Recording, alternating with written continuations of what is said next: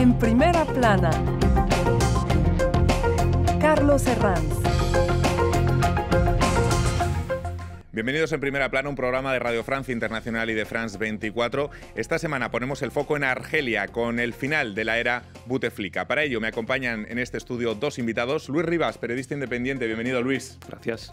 Y contamos también con Nicolas Jox, que es periodista de la cadena Arte. Bienvenido. Gracias. Y en unos instantes tendremos enlace con nuestra corresponsal en Argel, con Yasmine Ilies, que nos contará cómo están las cosas en este momento en las calles de Argelia. La era post-Bouteflika hoy en Primera Plana. Bueno, ya lo saben, Argelia celebrará elecciones el próximo 4 de julio después de las nuevas presiones en la calle sobre el presidente interino Abdelkader Ben Salah. Las manifestaciones pacíficas se suceden desde hace semanas. Ya consiguieron derrocar en un hecho histórico al expresidente Bouteflika el pasado día 2 de abril, pero ahora continúan porque exigen los argelinos en la calle que se desmorone todo el sistema que ha acompañado a Bouteflika durante más de 2 décadas. En unos instantes pregunto a mis invitados cómo será esa era post-Bouteflika en Argelia, pero antes vamos a repasar algunas de las portadas de la prensa. Por ejemplo, portadas como el de Arab News, la vida después de Bouteflika, un nuevo amanecer. Aquí en Francia, la dimisión de Bouteflika el pasado 2 de abril sin duda acaparó muchísimas portadas de la prensa a esos vínculos históricos entre Francia y Argelia, portadas como la del diario Libération, haciendo juego de palabras, Bouteflika expulsado. Tras su dimisión, las protestas han continuado, como titula el diario El Watan. Los argelinos exigen más, no solo el fin de Bouteflika, sino también el final del régimen. Y atención, portadas como esta. El Jabar ha llamado en su portada al presidente interino, a Ben Salah, directamente y en grandes caracteres, el inútil. Bueno, Luis, lo acabamos de ver de nuevo esta semana. Las protestas en Argelia continúan. ¿Qué es lo que piden ahora los argelinos? Los argelinos piden lo que pedían desde el 22 de febrero, es decir, el fin del sistema, el fin del régimen, que perdura en Argelia desde el año 62. Ya no es nadie tiene miedo de decir que es el régimen que viene después de la independencia el que tiene que cambiar. ¿Por qué? Porque ellos consideran que desde el año 62 hasta ahora mismo, quienes han estado en el poder, quienes han estado, controlando el país, son parte de la misma élite. Incluso son diferentes clanes. Después de hace 20 años, desde la época que Bouteflika toma el poder, la situación, ellos consideran que ha empeorado mucho más. Ha empeorado desde el punto de vista económico, ha empeorado desde el punto de vista de las libertades, ha empeorado también, sobre todo, para una juventud que no tiene un futuro y que se ve obligada a huir de Argelia, ya sea por mar o ya sea buscando visados de cualquier país europeo. Lo que piden es simplemente no es un cambio, de caras manteniendo al mismo régimen, sino el final de todo el régimen. Pero el problema es que, según vemos ahora mismo, son las mismas personas allegadas de Bouteflika, con el soporte, con el apoyo del ejército, el que va a llevar a cabo esas elecciones anunciadas para el 4 de julio. Esas elecciones convocadas, Nicolás, para el día 4 de julio, no sé qué garantías hay de un proceso limpio. Sí, bueno, las garantías actualmente son muy débiles, porque realmente la cuestión es quién va a controlar la transición, es decir, quién va a organizar esas elecciones. Si son las instituciones actuales, es decir, el Consejo Constitucional que está a mano de la gente del régimen, no hay garantías realmente. Además, 3 meses es muy poco tiempo para armar realmente una refundación de la República Argelina.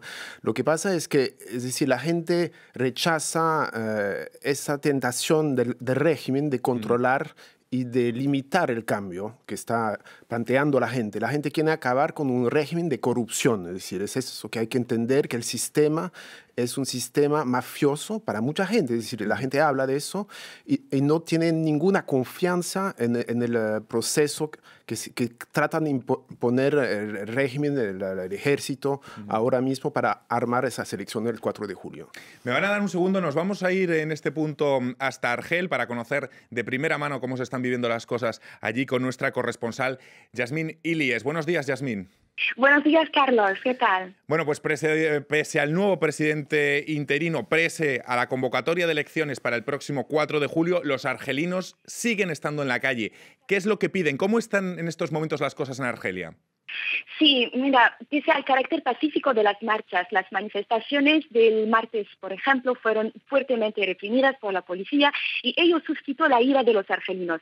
Las manifestaciones no han parado estos últimos días para contestar el nombramiento de Abdelkader Ben Salah como presidente por interino, y el pueblo rechaza también y exige la abolición de todo el régimen político actual.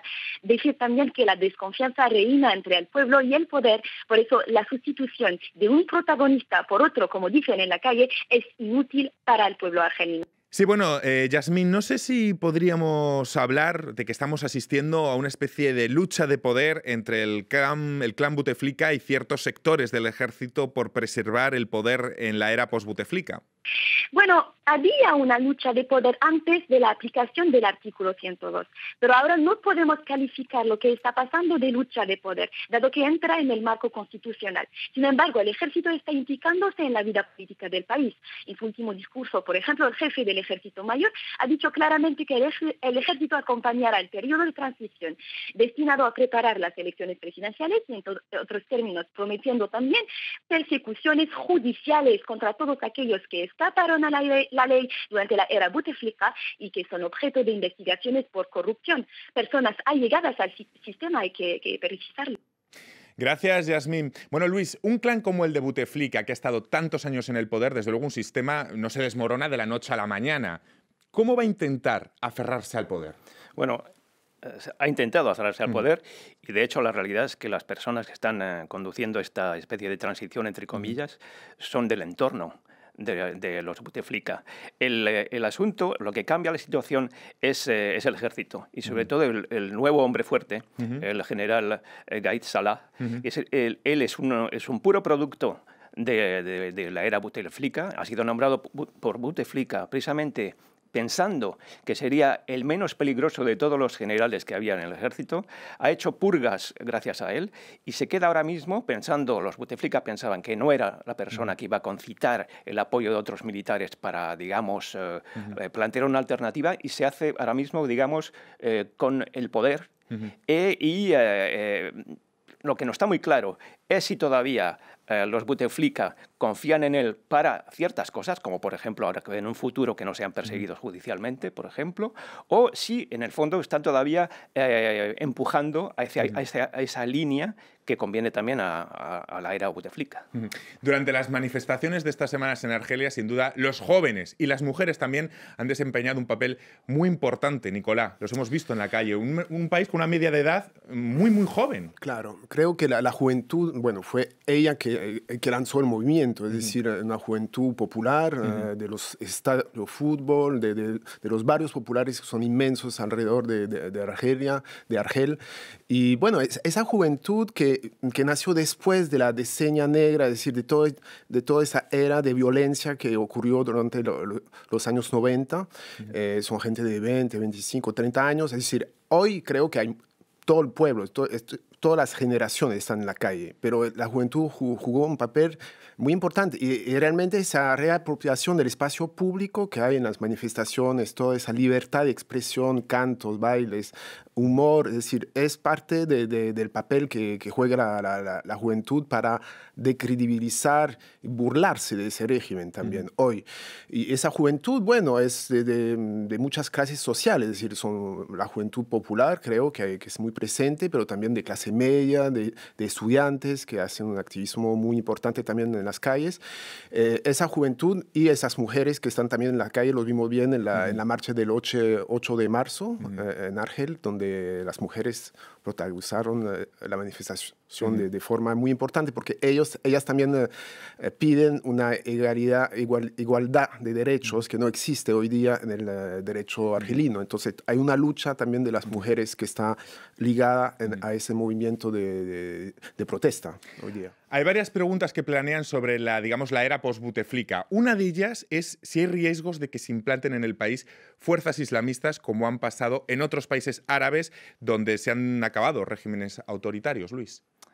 El Islam político sigue vivo en Argelia. Lo que está claro es que después de la guerra que duró muchos años y que provocó la muerte de casi 200.000 personas, la guerra del islamismo radical contra el régimen, los argelinos ya se han dado cuenta de lo que significa el Islam radical y se han dado cuenta también de los peligros que ello supone. Eso no implica que el Islam político siga organizado en varios partidos, porque el régimen ha conseguido dividirles en varios partidos, pero es el movimiento mejor organizado, que tiene quizá con más ayudas económicas del exterior, saudí o turcas, y digamos, está ahí permanentemente. El régimen lo que ha hecho es instrumentalizarlo desde entonces, después de la guerra. Entonces juega con esa posibilidad de decir, si no somos nosotros, son los islamistas radicales, si no somos nosotros es el caos, hay que tener cuidado, y al mismo tiempo juega con ellos, porque el mismo general Salah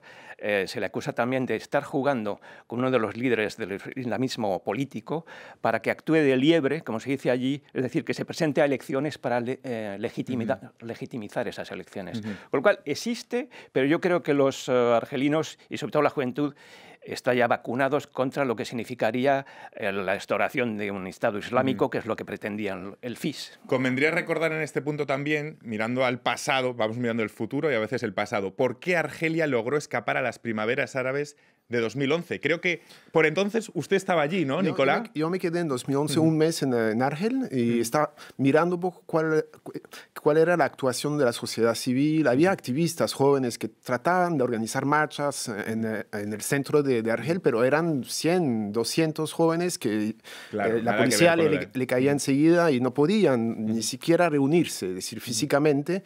Y bueno, es conocido, es un poco todo el trauma que existió después de los 90, donde hubo esa guerra civil tremenda, donde murieron un montón de gente, y eso implicó que la sociedad se desconectara también de la actuación política. Pero hay una cosa que recordar, es decir, durante todos esos años 2000 hasta ahora, hubo siempre en Argelia una revuelta popular localizada, puntual, de huelgas, de disturbios. Es decir, no es que fue una sociedad totalmente sin actividad. Es decir, hubo una cultura de la protesta social muy limitada en un barrio. Yo vi algunas cosas donde miles de jóvenes salen a la calle un día y después viene la policía, porque ellos intentaban recoger frutos del crecimiento económico del país. Entonces había como una especie de gimnástica